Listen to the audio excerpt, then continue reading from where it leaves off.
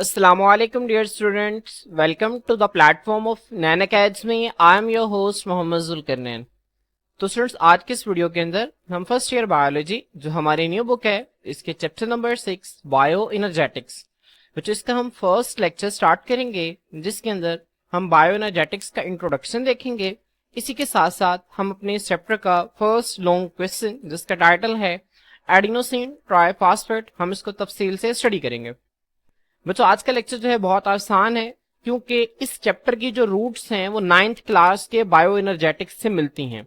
9th class के अंदर भी हमने एक चैप्टर पढ़ा था बायो एनर्जेटिक्स, और बच्चों अगर आप देखेंगे इस टॉपिक के अंदर तो तकरीबन लाइंस भी वही हैं जो आपने 9th क्लास के अंदर पढ़ी थी, और सारे कॉन्सेप्ट्स भी वही हैं, बस यहाँ पे उसको थोड़ा सा ज्यादा इलेबोरेट किया हुआ है ताकि आप लोग जो है वो इसको बेहतर अंदाज से समझ सकें एफएससी लेवल के ऊपर। तो स्टूडेंट्स आए हम जो है वो सबसे पहले बायो एनर्जेटिक्स की डेफिनेशन को देखते हैं। बच्चों ये जो लफ्ज है ना बायो, इसका मतलब होता है लाइफ। एनर्जेटिक्स बच्चों ये जो लफ्ज है ना ये रिप्रेजेंट करता है किसको? एनर्जी को रिप्रेजेंट करता है। अब बच्चों बायो एनर्जेटिक्स से मुराद क्या है? बायो एनर्जेटिक्स से मुराद ये है कि हमने लिविंग ऑर्गेनिजम्स के अंदर, लाइफ के अंदर बच्चों हमने एनर्जी को स्टडी करना है। अब एनर्जी को कैसे स्टडी करेंगे कि लिविंग ऑर्गेनिजम्स के अंदर एनर्जी बनती कैसे है, और लिविंग ऑर्गेनिजम्स के अंदर एनर्जी फ्लो कैसे करती है। बनती कैसे बच्चों? फोटोसिंथेसिस के जरिए। प्लांट्स जो हैं और बाकी जो ऑटोट्रॉफिक ऑर्गेनिजम्स हैं, ऑटोट्रॉफिक ऑर्गेनिजम्स से मुराद ये है ऐसे तमाम जानदार जो कि सूरज की रोशनी की मौजूदगी में अपनी खुराक को खुद तैयार करते हैं। इसके अंदर बच्चों 3 इंपॉर्टेंट ऑर्गेनिजम्स हैं। एक हमारे पास है प्लांट्स, दूसरे हैं एल्गी, ठीक है, जो कि फोटोसिंथेसिस करते हैं, और जो तीसरी बच्चों कैटेगरी है वो है सियानोबैक्टीरिया। ठीक है, क्या है? सियानोबैक्टीरिया। तो बच्चों ये इंपॉर्टेंट है, ये 3 ग्रुप्स हैं जो कि फोटोसिंथेसिस करते हैं लिविंग ऑर्गेनिजम्स के। तो बच्चों इन ये एनर्जी को किस तरह से तैयार करते हैं और फिर इनसे एनर्जी जो है वो दूसरे जानदारों के अंदर किस तरह से ट्रांसफर होती है, हम इस चीज को बायो एनर्जेटिक्स के अंदर स्टडी करते हैं। तो सबसे पहले इसकी डेफिनेशन देखें। Bio energetics is the study of how energy flows. Flows का मतलब होता है बहना, मूव करना, थ्रू लिविंग सिस्टम। तो लिविंग सिस्टम्स में एनर्जी किस तरह से फ्लो करती है, मैं आपको एक मिसाल देता हूँ।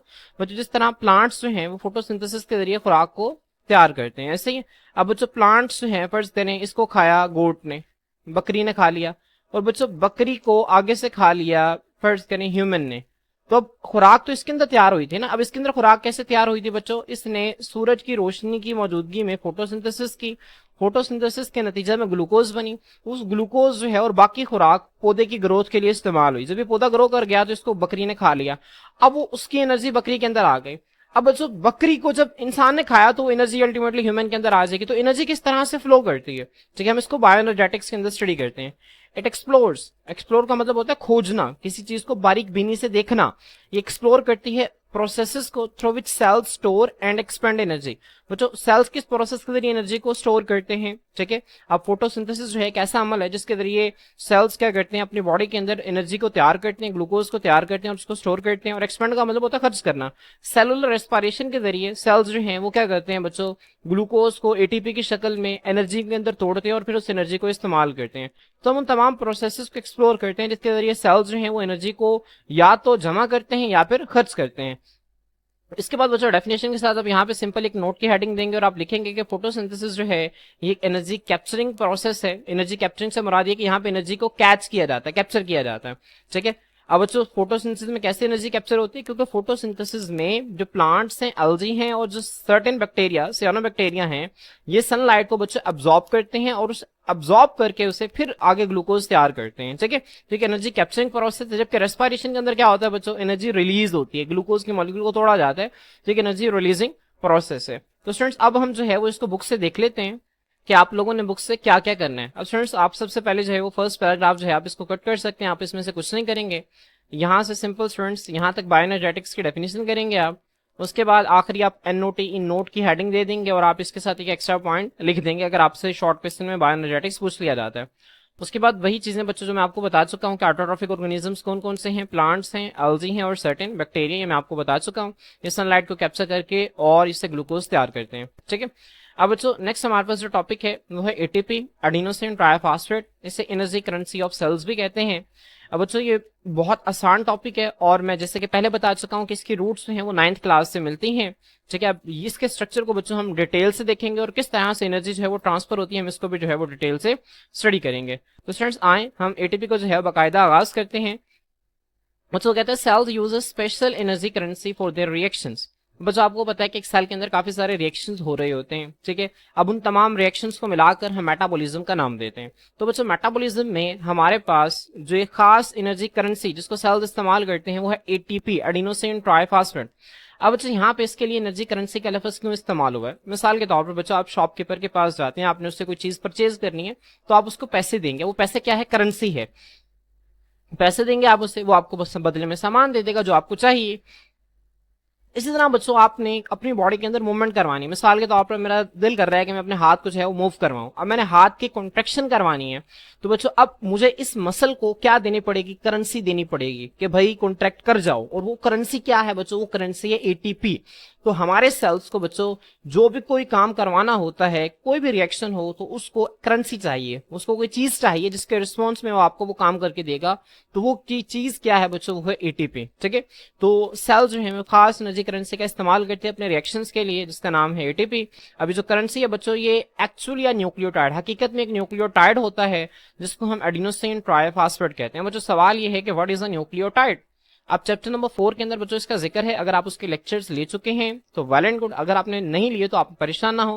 बच्चों वही न्यूक्लियोटाइड है जो कि आपस में मिलकर न्यूक्लिक एसिड्स बनाता है। आपने मैट्रिक के अंदर पढ़ा होगा जो डीएनए है वो डिऑक्सी न्यूक्लियोटाइड से मिलकर बनता है, आरएनए जो है वो न्यूक्लियोटाइड से मिलकर बनता है। ठीक है, तो अगर आपने नहीं पढ़ा हुआ, नहीं लेक्चर लिया हुआ चैप्टर नंबर 4 के, तो आपने परेशान नहीं होना। आप जब वहां पे पढ़ेंगे तो आपको क्लियर हो जाएगा। मैं आपको वैसे बता देता हूँ, एक न्यूक्लियोटाइड के बच्चों 3 इंपॉर्टेंट कंपोनेंट्स होते हैं। एक 5 कार्बन शुगर होती है, ठीक है, जिसे पेंटोज शुगर भी कहते हैं। दूसरा नाइट्रोजीनियस बेस होती है और तीसरा बच्चों फास्फेट ग्रुप होता है। ठीक है, तो ये 3 चीजें मिलकर एक न्यूक्लियोटाइड बनाती हैं और एटीपी जो है वो भी इन 3 चीजों से मिलकर बना हुआ है। हम आगे इसके स्ट्रक्चर में इसको डिटेल से देखेंगे।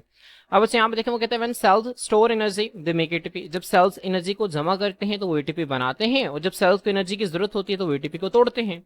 अब बच्चों यहाँ पे आपने एक चीज ध्यान रखनी है, अब आखिर एटीपी के अंदर ऐसा है क्या कि जब उसको तोड़ा जाता है तो उससे एनर्जी निकलती है और जब एनर्जी को स्टोर करना होता है तो सेल जो है वो एटीपी बनाता है। अब बच्चों इस पॉइंट्स जो है जब हम इसका स्ट्रक्चर देखेंगे तो आपको इसकी बहुत ही अच्छी अंडरस्टैंडिंग हो जाएगी। मैं आपको वहां पे इसको जो है वो क्लियर करूंगा। उसके बाद बच्चों आपकी बुक के अंदर जो है वो बॉक्स लिखा हुआ है जिसके अंदर डिस्कवरी ऑफ एटीपी के हवाले से कुछ इंपॉर्टेंट एमसीक्यूज हैं, आप लोगों ने इनको याद रखना है। बच्चों एटीपी को सबसे पहले एक साइंटिस्ट जिनका नाम है कार्ल लोहमान, इन्होंने 1929 के अंदर इसको डिस्कवर किया था। उसके बाद 1941 में एक नोबेल प्राइज विनर एक साइंटिस्ट है जिनका नाम है फ्रिट्ज लिपमैन, इन्होंने बच्चों सबसे पहले बताया था कि एटीपी हमारी बॉडी के अंदर लिविंग ऑर्गेनिजम्स के अंदर एक एनर्जी ट्रांसफर मॉलिक्यूल, एक ऐसा मॉलिक्यूल है जो कि एनर्जी को ट्रांसफर करता है। ठीक है, तो अलग अलग स्टेटमेंट्स हैं। एटीपी को डिस्कवर किसने किया था? कार्ल लोहमान ने। कब किया था? 1929 के अंदर। और एटीपी को एनर्जी ट्रांसफर मॉलिक्यूल जो है वो किसने बताया था कि एटीपी एनर्जी ट्रांसफर मॉलिक्यूल है? वो फ्रिट्ज लिपमैन ने बताया था। और कब बताया था? 1941 के अंदर। तो अलग अलग एमसीक्यूज हैं, आप लोगों ने इसको अच्छी तरह से याद रखना है। इसके बाद हमारे पास है बच्चों स्ट्रक्चर ऑफ एटीपी। एटीपी का स्ट्रक्चर क्या है? जैसे कि मैं आपको पहले बता चुका हूं कि एटीपी एक न्यूक्लियोटाइड है और एक न्यूक्लियोटाइड के 3 ही कंपोनेंट्स होते हैं। एक होता है 5 कार्बन शुगर जिसे हम पेंटोज शुगर कहते हैं, एक होता है नाइट्रोजीनियस बेस और एक होता है फास्फेट ग्रुप। तो एटीपी हैज 3 सब यूनिट्स। एडिनिन, अब बच्चों यहाँ पे नाइट्रोजीनियस बेस का नाम लिखा हुआ है एडिनिन। नाइट्रोजीनियस बेसिस जो है वो कई तरह की होती हैं, adenine, thiamine, cytosine, guanine, uracil. अब इसकी डिटेल चैप्टर नंबर 4 के अंदर है। तो उसमें से एक नाइट्रोजीनियस बेस एडिनिन जो कि एटीपी के अंदर मौजूद होती है वो है। उसके बाद 5 कार्बन शुगर जिसको हम राइबोज कहते हैं। 5 कार्बन शुगर 2 होती हैं, एक होती है डिऑक्सीराइबोज, एक होती है राइबोज। अब बच्चों ये भी आप चैप्टर नंबर जब 4 पढ़ेंगे तो आप वहां पे इसको जो है तफसील से स्टडी करेंगे। उसके बाद बच्चों 3 फास्फेट ग्रुप्स हैं। फास्फेट ग्रुप क्या होता है बच्चों? मैं आपको इसका थोड़ी सी डिटेल बता देता हूँ। अब बच्चों ये है फास्फोरिक एसिड H3PO4। अब बच्चों जब इसको सोल्यूशन के अंदर डाला जाता है ना तो ये हाइड्रोजन आयंस को लूज कर देता है। अब इसका स्ट्रक्चर मैं आप लोगों के सामने ड्रॉ कर देता हूँ। मुझे इस तरह से इसका स्ट्रक्चर होता है फास्फोरिक एसिड का। ठीक है, आप यहाँ पे इसको देख सकते हैं बच्चों, this is actually the structure of phosphoric acid. ठीक है, अब जब यहाँ से बच्चों हाइड्रोजन आयंस लूज हो जाते हैं ना तो ये इस तरह से आ जाता है। यहाँ पे ऑक्सीजन, यहाँ पे वो नेगेटिव, यहाँ पे वो नेगेटिव और यहाँ पे वो नेगेटिव, क्योंकि हाइड्रोजन जो है बच्चों ये वाला और ये वाला आयंस के स्केल में लूज हो जाते हैं। तो ये PO4-3, दिस इज फॉस्फेट। ठीक है। तो असल में बच्चों इसकी बात होती है फास्फेट की। अब बच्चों एटीपी के अंदर होता क्या है, ऐसे एक फास्फेट नहीं होते बल्कि ऐसे 3 फास्फेट्स होते हैं, 1 2 एंड 3। अब बच्चों जो तीनों फास्फेट ग्रुप्स हैं ना, ये आपस में जुड़े होते हैं। कैसे जुड़े होते हैं, यहाँ पे मैं आपको 2 फास्फेट ग्रुप को जोड़ के दिखा देता हूँ। यहाँ पे बच्चों ऑक्सीजन, यहाँ पे इस तरह से वाटर, यहाँ पे वाटर, और यहाँ पर बच्चों क्या आ जाएगा, वाटर आ जाएगा। तो स्टूडेंट्स अब यहाँ पे होता यह है कि 2 फास्फेट ग्रुप में से एक वाटर का मॉलिक्यूल रिमूव होता है। जब एक वाटर का मॉलिक्यूल यहाँ से क्या हो जाएगा बच्चों, रिमूव हो जाएगा, तो यहाँ से कि मैं इसको रिमूव कर रहा हूँ। और बच्चों जब फिर क्या होता है, ये जो ऑक्सीजन है ना, ये ऑक्सीजन इसके साथ जो है वो डायरेक्ट बॉन्ड बना लेते हैं। अब बच्चों जो बॉन्ड है ना, ये एक हाई एनर्जी बॉन्ड होता है। अब हम इसको स्ट्रेट लाइन से ड्रॉ नहीं करते बल्कि हम इसको थोड़ी सी टेढ़ी लाइन से इस तरह से इसको ड्रॉ करते हैं। बच्चों जो सिंबल होती है इसको हम टिल्डी का नाम देते हैं। किसका नाम देते हैं, टिल्डी का नाम देते हैं। और इसको हम इस तरह से ड्रॉ करते हैं, हाई एनर्जी बॉन्ड होता है। अब जब ये बॉन्ड टूटेगा ना बच्चों, बॉन्ड कैसे टूटेगा, जब यहाँ पे वाटर का मॉलिक्यूल दोबारा से ऐड होगा तो हाइड्रोजन इधर आ जाएगा और वाटर का जो हाइड्रोक्सिल ग्रुप है वो इधर आकर अटैच हो जाएगा और ये बॉन्ड ब्रेक हो जाएगा और यहाँ से बहुत ज्यादा एनर्जी जो है वो क्या होगी, रिलीज होगी। ठीक है। तो बच्चों इस तरह से ये जो 3 फास्फेट ग्रुप्स है ना, ये हाई एनर्जी बॉन्ड के जरिए आपस में जुड़े होते हैं। मैंने आपको 2 दिखा दिए। इसी तरह बच्चों यहाँ पे एक और फास्फेट ग्रुप जो है, यहाँ पे जाहिर सी बात है उसका भी हाइड्रोक्सिल होगा, तो वो इसी के साथ इसी तरह के एक बॉन्ड के जरिए अटैच होगा। ठीक है। अब बच्चों हम इसके डायग्राम से इसके स्ट्रक्चर को कुछ समझने की कोशिश करते हैं। बच्चों यहाँ पे देख सकते हैं एडेनिन जो है बच्चों, ये असल में क्या है, ये असल में डबल रिंग नाइट्रोजनियस बेस है। इसके आपने 2 रिंग्स ड्रॉ करने हैं। कैसे ड्रॉ करने हैं बच्चों, बहुत आसान है। जैसे आप बेंजीन का स्ट्रक्चर ड्रॉ करते हैं, आप लोगों ने इसी तरह से इसको ड्रॉ करना है। यहाँ पे देखें बच्चों, ये जिस तरह बेंजीन का आप स्ट्रक्चर ड्रॉ करते हैं, ये स्ट्रक्चर ड्रॉ हो गया। उसके बाद बच्चों आपने यहाँ से एक स्ट्रेट लाइन यहाँ पे ड्रॉ करनी है और एक स्ट्रेट लाइन यहाँ पे ड्रॉ करनी है, ड्रॉ हो गई। अब यहाँ पे बच्चों आप एक पॉइंट लगा दें दोनों के सेंटर में, फिर इस लाइन को इस पॉइंट से मिला दें और नीचे वाली लाइन को भी इस पॉइंट से आप मिला दें। जब मिला देंगे तो बच्चों ये आपका जो है वो डबल रिंग नाइट्रोजनियस बेस जो है वो ड्रॉ हो जाएगी एडेनिन। जब आप इसको पेपर पे ड्रॉ करेंगे तो बहुत अच्छी आपकी ड्रॉ होगी। तो बच्चों एडेनिन है और एडेनिन के इस पॉइंट को आपने इस 5 कार्बन शुगर के साथ जोड़ देना है। आपको नजर आ रही है 5 कोनों वाली शुगर होती है, इसे हम राइबोस कहते हैं। अब बच्चों इसका स्ट्रक्चरल फार्मूला क्या होता है, इसको हम चैप्टर नंबर 4 के अंदर हमने स्टडी किया था। अगर आप लोगों ने लेक्चर्स नहीं लिए उसके तो आप जाके वो लेक्चर ले सकते हैं, या आप चैप्टर नंबर 4 में इसको तफसील से पढ़ लेंगे। ठीक है। तो बच्चों राइबोस शुगर जो है यहाँ पे एडेनिन के साथ अटैच होती है, दूसरी साइड पे फास्फेट ग्रुप के साथ। अब यहाँ पे एक फास्फेट नहीं होते, 3 फास्फेट होते हैं एटीपी के अंदर, एडिनोसिन ट्राइफास्फेट। ठीक है। अब बच्चों एडिनोसिन हम कैसे कहते हैं, एडेनिन और राइबोस जब इन दोनों को मिलाया जाता है, आप देखें डार्क येलो कलर से रिप्रेजेंट किया जा रहा है, ये क्या है बच्चों, दिस इज एडिनोसिन। उसके बाद एडिनोसिन के साथ जब बच्चों ये एक ब्लू रंग का जो एक फास्फेट ग्रुप है बच्चों जब ये आ जाता है तो इसे हम एडिनोसिन मोनो, मोनो का मतलब होता है एक, या एडिनोसिन के साथ अब एक फास्फेट है तो एडिनोसिन मोनोफास्फेट। ठीक है। इसी तरह बच्चों यहाँ पर जब अब यहाँ पे देखें लाइट येलो कलर का आ गया, अब इतना इतना कंसिडर कर रहे हैं हम स्ट्रक्चर, इसको स्ट्रक्चर को हम कंसिडर नहीं कर रहे, इतना इतना हम स्ट्रक्चर कंसिडर कर रहे हैं। तो ये क्या बन जाएगा, एडिनोसिन 1 और 2, 2 फास्फेट ग्रुप की बात हो रही है तो एडिनोसिन डाइफास्फेट। और इसी तरह यहाँ पे बच्चों जब हम इसको जो है वो कंसिडर करेंगे तो ये क्या बन जाएगा, ये बन जाएगा एडिनोसिन ट्राइफास्फेट। ठीक है।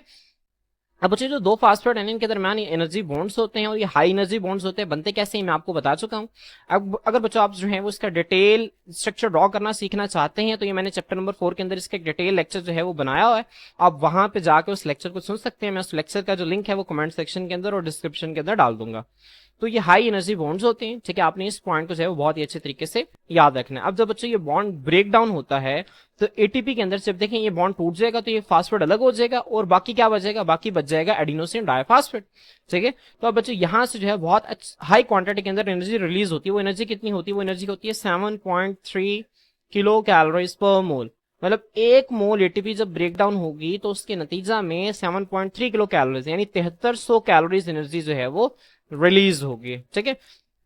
तो स्टूडेंट्स आए अब हम जो है वो इसी को आगे जो है वो थ्योरी के अंदर स्टडी करते हैं। बच्चों यहाँ पे देखें आप हेडिंग बनाएंगे, एटीपी जो है वो एडीपी के अंदर कन्वर्ट हो रहा है, एडिनोसिन ट्राइफास्फेट को कन्वर्ट किया जा रहा है एडिनोसिन डाइफास्फेट के अंदर। अब कन्वर्ट कैसे होगा, जाहिर सी बात है जब उसमें से एक फास्फेट ग्रुप रिमूव हो जाएगा। तो covalent bonds between 2 phosphates are high energy bonds. बच्चों 2 फास्फेट ग्रुप के दरमियान जो कोवेलेंट बॉन्ड्स होते हैं वो हाई एनर्जी बॉन्ड्स होते हैं। हाई एनर्जी बॉन्ड से बच्चों क्या मुराद है, ऐसे बॉन्ड्स जिनके अंदर बहुत ज्यादा क्वांटिटी के अंदर एनर्जी जो है वो स्टोर होती है। ठीक है। When one of these bonds is broken, जब उनमें से एक बॉन्ड जो है वो टूटता है, कितने एनर्जी बॉन्ड्स होते हैं यहाँ पे आप देख सकते हैं कि 2 हैं, एक यहाँ पर और एक यहाँ पर। इन 2 में से जब बच्चों बॉन्ड जो है वो एक टूटेगा तो क्या होगा, इनऑर्गेनिक फास्फेट। अब बच्चों जहन में रखें कि जो फास्फेट रिलीज होता है ना इसको हम इनऑर्गेनिक फास्फेट का नाम देते हैं। इनऑर्गेनिक बच्चों क्या होता है, एक ऐसा फास्फेट बच्चों जो कि ऐसे कंपाउंड में शामिल नहीं होता जो कि कार्बन और हाइड्रोजन पर मुश्तमिल होता है। ठीक है। अब देखें ना ये कहां से निकला बच्चों, निकला है फास्फेट ग्रुप से PO4-3 और ये क्या है, ये इनऑर्गेनिक है। चूंकि ये जो फास्फेट है बच्चों ये इनऑर्गेनिक होता है इसी वजह से हम इसके साथ छोटा सा ना आई लगा देते हैं ठीक है, जो कि इस बात को रिप्रेजेंट कर रहा है कि this is actually an inorganic phosphate. ठीक है, इसका ऑर्गेनिक कंपाउंड के साथ कोई ताल्लुक नहीं है। तो जब इनमें से बच्चों एक बॉन्ड है वो टूटता है तो इनऑर्गेनिक फास्फेट पीआई, अब ये जो स्मॉल आई है इनऑर्गेनिक को रिप्रेजेंट करता है। ठीक है, तो इनऑर्गेनिक फास्फेट सेपरेट्स, ये अलग हो जाता है, और बच्चों जब वो अलग हो जाता है, जब वो बॉन्ड टूटेगा तो वहां से एनर्जी क्या होती है, रिलीज होती है। The breaking of one phosphate bond releases about 7.3 kilo calories, जिसे हम 7300 भी लिख सकते हैं अगर हम इस प्रीफिक्स को खत्म करें। 7.3 किलो की जगह हम 10⁻³ लिखें तो बच्चों जब इसको आप सॉल्व करेंगे तो 7300, ठीक है, 7300 आ जाएगा।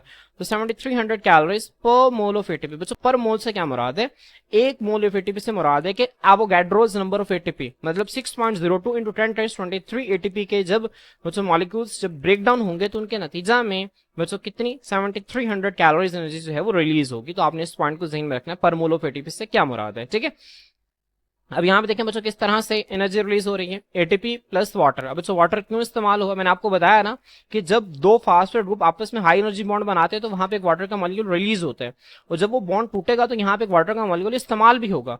तो एटीपी बच्चों प्लस वाटर ये क्या बना देता है बच्चे, बना देता है एडिनोसिन डाइफॉस्फेट। ठीक है, और साथ इनऑर्गेनिक फास्फेट अलग हो गया।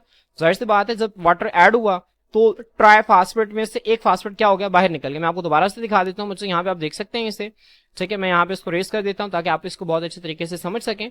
अब बच्चों यहाँ पे जब यहाँ से बॉन्ड ब्रेक हुआ, वाटर ऐड हुआ और ये बॉन्ड ब्रेक हो गया। अब जब ब्रेक हो गया बच्चों ये फास्फेट अलग हो गया, तो अब ये क्या बन गया, एडिनोसिन डाइफॉस्फेट। साथ ही जो फास्फेट है ये इनऑर्गेनिक फास्फेट के तौर पर रिलीज हो गया, और इस बॉन्ड के टूटने से कितनी एनर्जी रिलीज हुई बच्चों, 7.3 किलो कैलोरीज पर मोल एनर्जी जो है वो रिलीज हुई। ठीक है, अब वो फिर क्या कहते हैं, वो कहते हैं in common energy reactions only the outer phosphate high energy bond breaks. आमतौर पे जो हमारी बॉडी के अंदर रिएक्शंस हो रहे होते हैं उसमें सिर्फ बाहर वाला जो फास्फेट जो ग्रुप है ना बच्चों, यही ब्रेक डाउन होता है। ये जो हमें नजर आ रहा है ना, बाहर वाले दो फास्फेट ग्रुप के दरमियान जो बॉन्ड है सिर्फ यही टूटता है जो जनरल रिएक्शंस होते हैं। लेकिन बाज औकात कुछ रिएक्शंस के अंदर ये जो एडिनोसिन डाइफॉस्फेट के अंदर ये जो दो फास्फेट ग्रुप के दरमियान हाई एनर्जी बॉन्ड है ना, ये वाला बॉन्ड बच्चों ये भी ब्रेक डाउन हो जाता है। ठीक है, कुछ कंडीशंस के अंदर, और फिर वो क्या बना देगा बच्चों, जब यहाँ पे देखें मैं इसको रेज कर रहा हूँ ताकि आप इसको समझ सकें। अब बच्चों यहाँ पे आप इमेजिन करें कि यहाँ पे चलिए ये फास्फेट वो बाहर निकल गया है, अब यहाँ पे एडिनोसिन डाइफॉस्फेट रह गया है। अब अगर ये बॉन्ड भी ब्रेक डाउन हो गया तो ये इनऑर्गेनिक फास्फेट के तौर पर रिलीज हो जाएगा, और बाकी क्या बचेगा, बाकी बच जाएगा एडिनोसिन मोनोफॉस्फेट। ठीक है, तो हम इसी को आगे देखेंगे। तो वो कहते हैं in common energy reactions only outer phosphate high energy bond breaks when this happens. जब ये होता है तो एटीपी क्या बन जाता है, एडीपी बन जाता है, एडिनोसिन डाइफॉस्फेट बन जाता है। ठीक है, और एक इनऑर्गेनिक फास्फेट जो है वो क्या हो जाता है, रिलीज हो जाता है। अब आगे बच्चों आप हेडिंग देंगे, एडीपी जो है वो कन्वर्ट हो रहा है किसके अंदर, एएमपी के अंदर, एडिनोसिन मोनोफॉस्फेट के अंदर। इन सम केसेस, कुछ केसेस के अंदर ADP is further broken down to AMP, ADP को मजीद एएमपी एडिनोसिन मोनोफॉस्फेट के अंदर तोड़ दिया जाता है। ठीक है, और साथ इसके एक इनऑर्गेनिक फास्फेट रिलीज होता है। यहाँ पे आप इसको देख सकते हैं। अब जाहिर सी बात है जब बच्चों ये बॉन्ड भी टूटेगा तो यहाँ पर भी एक वाटर का मॉलिक्यूल रिक्वायर होगा। क्यों रिक्वायर होगा मैं आपको बता चुका हूँ। तो यहाँ पे बच्चों एडीपी जब वाटर की मौजूदगी में टूटेगा तो ये एडिनोसिन मोनोफॉस्फेट बना देगा, साथ इनऑर्गेनिक फास्फेट रिलीज होगा, और साथ उतनी ही एनर्जी रिलीज होगी जितनी पहले हुई थी। क्लियर, तो आपने इन पॉइंट्स को जहन में रखना है। इसके बाद बच्चों फॉर्मेशन ऑफ एटीपी। अब बच्चों ये तो है एटीपी, अब हमने देखा कि एटीपी किस तरह से टूटती है, अब एटीपी बनती किस तरह से है। अब बच्चों ये जहन में रखें कि जब आप खाना खाते हैं, ठीक है, तो आपकी बॉडी के अंदर ना एनर्जी आ जाती है, आप सारे काम जो है वो भाग भाग कर करते हैं। लेकिन जब आपने खाना नहीं खाया होता तो आपको ऐसा लगता है जैसे आपकी बॉडी के अंदर जो है ना एनर्जी तो है ही नहीं। ठीक है, एनर्जी तो है ही नहीं। अब बच्चों इसकी वजह क्या है, इसकी वजह यह है कि जब आप खाना खाते हैं तो वो खाना जब आपके जिस्म के अंदर जाता है, मैं अगर मिसाल लूं, आपने कोई ऐसा खाना खाया जिसके अंदर ग्लूकोज मौजूद है, तो एक ग्लूकोज का मॉलिक्यूल बच्चों 36 एटीपी बनाता है। कितने एटीपी बनाता है, 36 एटीपी बनाता है। तो जब आप बच्चों खाना खाते हैं तो खाने में मौजूद जो एनर्जी होती है उस एनर्जी को इस्तेमाल करते हुए एटीपी बनाए जाते हैं। अब बच्चों जब खाने में मौजूद बॉन्ड्स को तोड़ा जाता है तो वो जो बॉन्ड्स है ना वो क्या करते हैं बच्चों, वो बॉन्ड्स एडीपी को इनऑर्गेनिक फास्फेट के साथ मिलाकर एटीपी बना देते हैं। हम यहाँ पे देखें एटीपी, जब एडीपी और इनऑर्गेनिक फास्फेट के अंदर टूटा तो कितनी एनर्जी रिक्वायर हुई, 7.3 किलो कैलोरीज। अब जब दोबारा से इसकी फॉर्मेशन होगी तो उतनी एनर्जी चाहिए, वो एनर्जी कहां से आएगी, ये खाने के अंदर मौजूद जो बॉन्ड्स हैं उनके टूटने से वो एनर्जी आएगी। ठीक है, जब उसे बॉन्ड्स टूटेंगे तो वहां से जो एनर्जी रिलीज होगी वो दोबारा से एटीपी बना देंगे। होता है कि जब हम खाना खाते हैं तो हमारी बॉडी के अंदर आप ये समझें कि एटीपी का एक जखीरा इकट्ठा हो जाता है, एटीपी काफी सारे बन जाते हैं जिसकी वजह से हमारी बॉडी के अंदर एनर्जी होती है, हम सारा काम कर लेते हैं। लेकिन जब हम जो है फिर मुसलसल काम करते रहते हैं, तो ये जो एटीपी का बैंक है, ये जो एटीपी का स्टोरेज है, इस्तेमाल होता रहता है। फिर एक वक्त आता है कि हमारी बॉडी के अंदर जो है वो ज्यादा एटीपी नहीं बचते, जिसकी वजह से हमें दोबारा से फिर भूख लगना शुरू हो जाती है। फिर भूख लगेगी, दोबारा से खाना खाने की जरूरत है, दोबारा से एटीपी बनेंगे, फिर आप दोबारा से अच्छी तरह से काम कर सकेंगे। तो cells get energy from the oxidation of food. अब ऑक्सीडेशन ऑफ फूड से क्या मुराद है, जैसे यहाँ पे देखें, अगर मैं इसकी इक्वेशन लिखूं ना सेलुलर रेस्पिरेशन की, C6H12O6 plus oxygen give us carbon dioxide plus water, और 736 एटीपी बनते हैं। अब यहाँ पे देखें बच्चों, ग्लूकोज कन्वर्ट हो गया कार्बन डाइऑक्साइड के अंदर। अब यहाँ पे जितने भी हाइड्रोजन थे वो सारे लूज हो गए, तो loss of hydrogen is called oxidation. ठीक है, तो यहाँ पे बच्चों हाइड्रोजन निकले तो ये ऑक्सीडेशन है। ठीक है, हाइड्रोजन क्यों निकले, क्योंकि कार्बन हाइड्रोजन के दरमियान जो बॉन्ड था उसको तोड़ा गया, तो हाइड्रोजन अलग हो गए, और उन बॉन्ड के टूटने से जो एनर्जी रिलीज हुई उससे एटीपी बना। तो जब फूड की ऑक्सीडेशन होती है तो यहां से बच्चों सेल जो है वो एनर्जी हासिल करता है, और ये जो सेल्स हैं फिर क्या करते हैं, स्टोर दिस एनर्जी। इस एनर्जी को कैसे स्टोर करते हैं, combining ADP with inorganic phosphate to form ATP. वो एडीपी को इनऑर्गेनिक फास्फेट के साथ मिलाकर एटीपी बनाते हैं। आप यहाँ पे बच्चों इस डायग्राम के अंदर देख सकते हैं, यहाँ पे देखें बहुत ही अच्छी आपके बुक के अंदर डायग्राम बनी हुई है, आप इसको समझ सकते हैं, बहुत आसान है। एटीपी जो है बच्चों किस तरह से एडीपी के अंदर टूटा। ठीक है, यहाँ पे देखें इसकी ब्रेकडाउन हुई, ब्रेकडाउन में क्या हुआ बच्चों, वाटर का मॉलिक्यूल ऐड हुआ, इनऑर्गेनिक फास्फेट रिलीज हुआ और 7.3 किलो कैलोरीज एनर्जी रिलीज हुई।